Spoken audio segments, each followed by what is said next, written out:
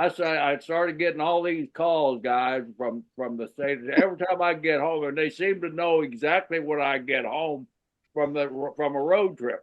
I go to the body shop, Brisco Brothers Body Shop, most famous body shop in the world.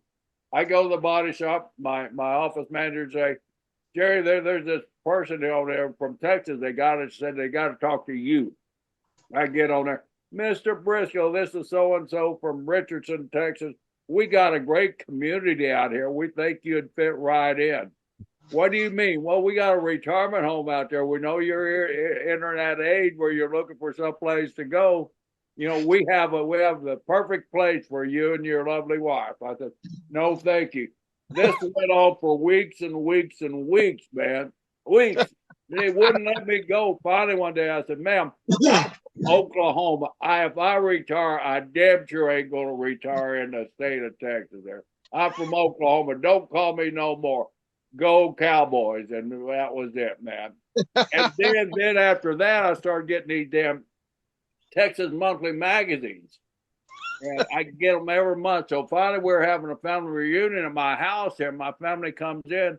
My wife liked them because in the back of them, there's recipes, you know, and I got to admit, there's some good food out in Texas, you know, so we stole some recipes. So, and most of those recipes were stole from the Indian Nation, so they were actually recipes to begin with.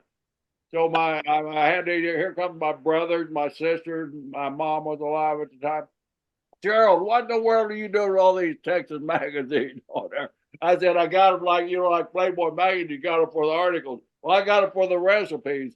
And so I went to John. Oh, no, Mr. Brad, these things are cheap. You know, they're like $100, you know, for the subscription.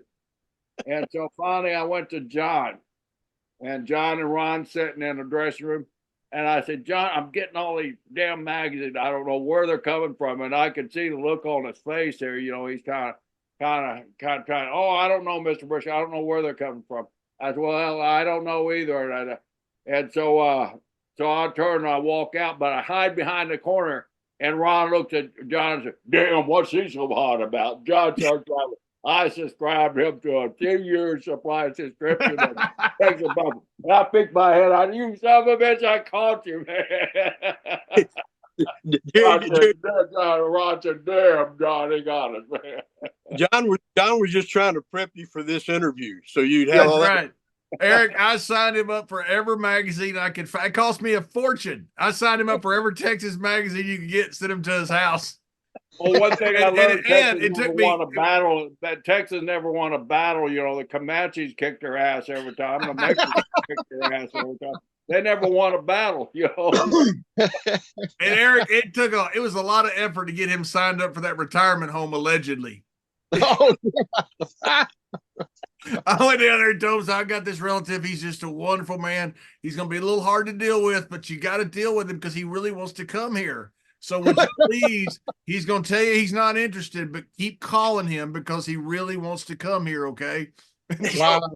Every time he'd tell him that he wasn't interested, they'd call me. He said he's not interested. I said, oh, no, that's just him being him. Just keep calling him.